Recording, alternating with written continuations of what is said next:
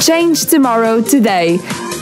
A radio show about good ideas for a better tomorrow. Talks with social entrepreneurs about projects that change people's lives. Change Tomorrow Today, a radiomiudos.pt production for the European Investment Bank Institute. Hi everyone, this is Beatriz from Portugal. I am a radio producer at Miúdos, the first Portuguese radio station for kids.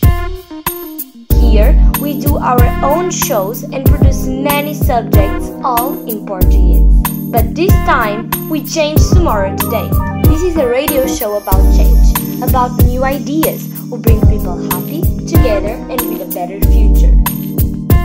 We are talking to people with good ideas, people who acknowledge the problem and came up with a solution.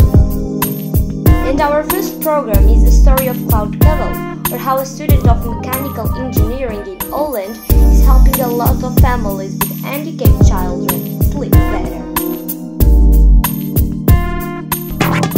Change Tomorrow Today.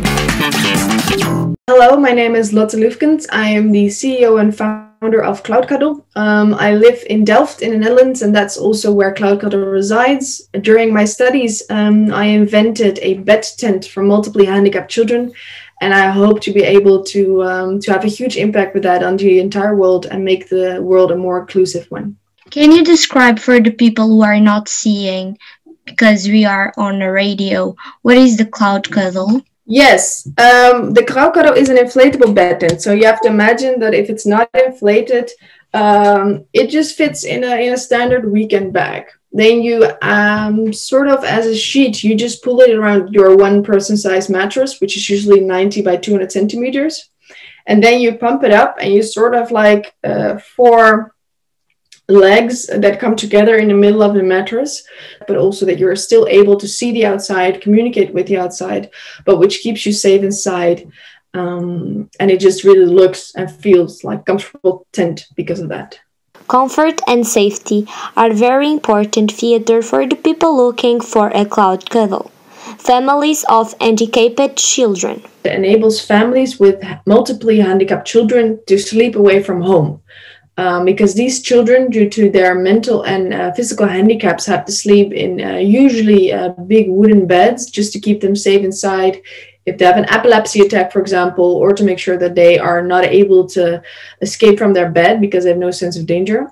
And these beds are great, but they're highly expensive and usually also not mobile, which means that these families are always bound to home, which is sort of the lockdown that we all experience right now. Throughout the world. And we developed a product that enables these families to leave home, to go to a weekend to grandmas and grandpas, go on holiday, but also to safely stay, for example, in a hospital bed, which is not always possible. And where did the idea come from? The idea actually started while I was studying mechanical engineering at the university in Delft. And there I met a family with a multiple disabled child. And they just asked me, they had this huge problem, to please solve it and help them along. So I originally just developed a product for them. And through them, I actually came in contact with more and more families and saw that the problem was much wider spread than just this one family. When did you start the project and what are the problems you faced at the beginning? Well, the first idea came, of course, from the course during university where I met this family, and that was all the way back, I believe, in 2015. Because I was still studying, I had to do it next to my studies, so it was quite an ask. So I usually did it in my weekends and my free evenings. That was one of the big hurdles in the beginning, where to find the time. The company was officially founded in 2016, and that's where I started to put more and more time into it, but I didn't actually graduate my master's until the end of 2018.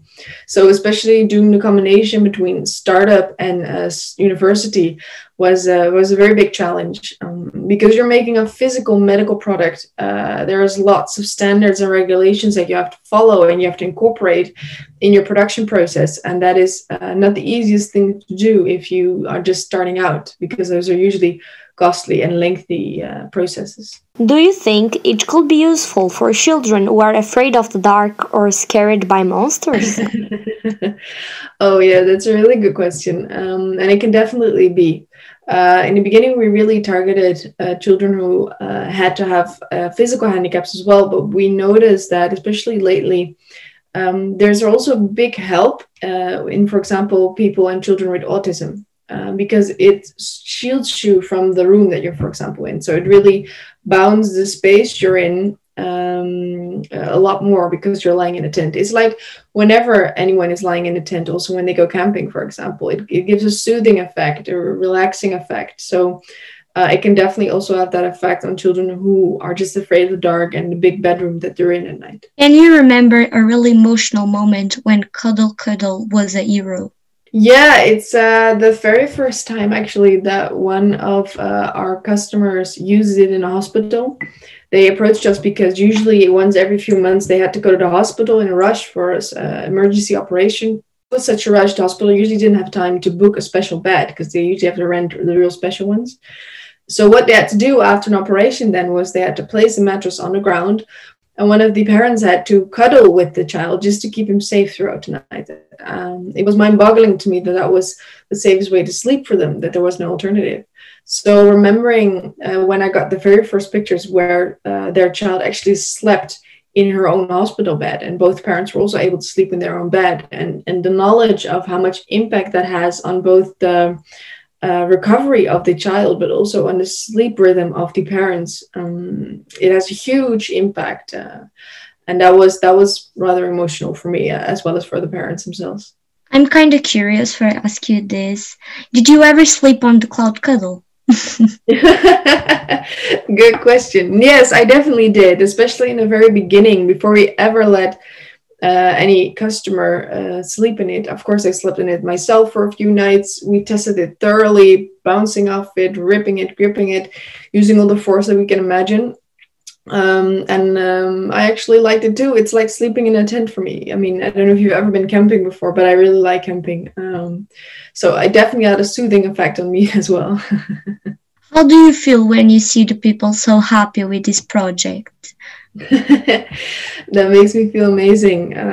It's why I actually started doing this. I started doing this because I had one family that I knew that I really wanted to help. So it really started as one of my own ambitions. As a mechanical engineer, I could have gone working anywhere. But to really see the impact that you have and to see how much you change your lives is one of the best feelings that you have. Work never feels like work to me due to that. And because of that, I can put lots of energy and time into it and really make it grow. So I hope that I can always keep working in such a way that I can really benefit other people's life and make it have an impact. So how can someone buy one of these amazing CloudCuddle? And do you think it's very expensive, or it's more like acceptable for families that are not that don't have that money? That's a really great question again. We started ourselves in the Netherlands with sales and rental. We quickly expanded that to Belgium, but we're also now setting up dealers in other European countries, mostly because we don't speak the language and don't know the culture in other European countries mostly. And the interesting thing in this is because you're working in the handicapped sector, everything has to follow an enormous list of standards and regulations, and you're working for a relative small market. So you're not able to produce these and sell them for 50 euros a piece. So we sell them for 900. And the thing with that is that it's much cheaper. You have to imagine that most beds that I usually use at this moment, usually the beds that they, for example, have at home can easily cost up to 10,000 euros. But what we try to do, especially in the countries that we already know the system, is try to help, especially when you're talking about families, with reimbursement. So, for example, in the Netherlands, it's usually reimbursed by municipalities. And in Belgium, it goes more via the national system. So per country, it's interesting to look at how usually are these type of products for handicapped people reimbursed, and how can we help the families reach that reimbursement. That's one of the things that we really try to focus on as a social enterprise, to really see how can we help them reach that so that we can make that impact on their lives. Having an impact is of a paramount importance for all social business. It's not only profit, it's people's comfort and satisfaction. In the case of the CloudCuddle, We spoke to Jurgen, a father who is now using CloudCuddle for his handicapped son. Yes, well, the CloudCuddle has been amazing actually for us. I mean, our son, he kept us awake night after night, making all these sounds, bumping them bed, and keeping himself awake as well. Every night, one or two times, he would wake up, and it really did not better the night's sleep of everyone in our family. But well, since we have the CloudCuddle, he just sleeps through the night, every single night, and that doesn't mean he gets his sleep back, but also I myself, of course, and my wife as well. So that's just amazing. And even a few weekends ago, he was able to sleep at his grandparents' house, and well, that was just unimaginable before, because well, I wouldn't do that to my parents. But well, with the CloudCuddle, this is just a possibility. So yeah, it just gives us back so much, and it's so totally worth it. The CloudCuddle, yeah, we're just very, very, very happy with it. Thanks, Jurgen. As we all listen to Jurgen as now, good nights of sleep, and also his handicapped son. Thanks to CloudCuddle. Change tomorrow today. What would you say to the people who are now starting a business on social innovation, and where is the main difficulty? When you're just starting out, make sure that you speak to as many people as you can. It's especially who have done these type of businesses. I mean, no business is the same, but it can be really tough starting out. For example, for us as a medical product, there's so much that you have to think of that you're not aware of if you've never had an enterprise before, that I was certainly not aware of. So really contact your Chamber of Commerce, for example. So be aware of that, and most of all, just do it. Don't be afraid. I mean, when starting something like this, what do you have to lose? You can mostly gain so much by helping others. And if it doesn't work out, then you've learned a lot, and you can use those lessons in, for example, trying out a new enterprise, which might work in the future. Do you think that social media help the social innovation projects? Social media is definitely a very important component of it all, especially in our target audience, actually, because our target audience doesn't move as much, it's not as mobile. So we notice that our target audience is a lot on Facebook and Instagram. So especially being visible on those media is really important for us, making sure that we have good pictures, good videos, very explanatory content. We also write blogs because of that, so that other parents or caregivers can see, okay, what was the effect for this family? How can I relate to that? So would it work for me? I think it is key, especially now during COVID, but for social enterprises where your target audience usually is smaller, I think it is key to reach as many people as possible. Did the responsible authorities approve your CloudCuddle, or did you had to go on a lot of changes? No, it was the same with those 20 prototypes, actually. So we didn't only just test them technically, but we also had them go through customer testing. So hear what they say, what works, what doesn't work, especially because I don't come from a care background myself. It was really important to really let those caregivers take a look along and really say, well, this is what we need, this is what we don't need. So that was actually part of the entire prototyping process. It's a sustainable business.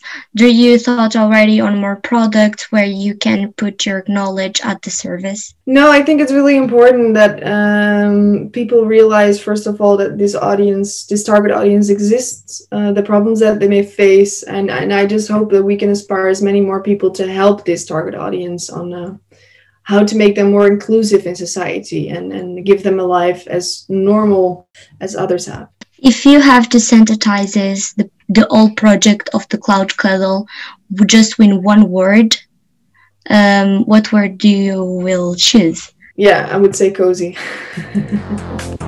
Change tomorrow today. A radio show about good ideas for a better tomorrow. Talks with social entrepreneurs about projects that change people's lives. Change tomorrow today. A radiomiudos.pt production for the European Investment Bank Institute.